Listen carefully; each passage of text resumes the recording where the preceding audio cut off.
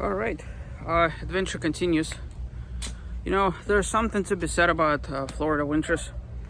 They're either really nice where it's like 90 degrees, or it's cold as hell. There's nothing in between.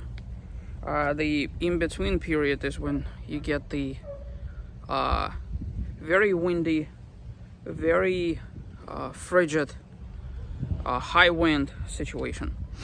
So anyways, took the front bumper off, and there we go.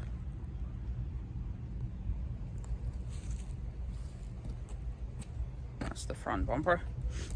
So that's the meat and potatoes of Rubicon. This is electronic front sway bar disconnect. Over time, I've heard if you wheel hard enough, they're prone to failure.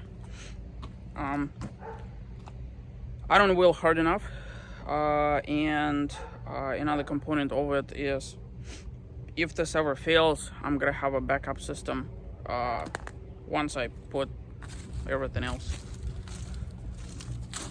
All right, now this over here, gonna flip you around for a minute. There we go. So that's the front bumper.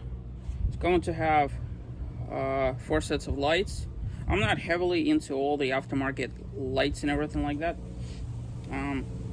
but I'm about to start wiring all this stuff up, and then this is what I'll be connecting my tow setup to.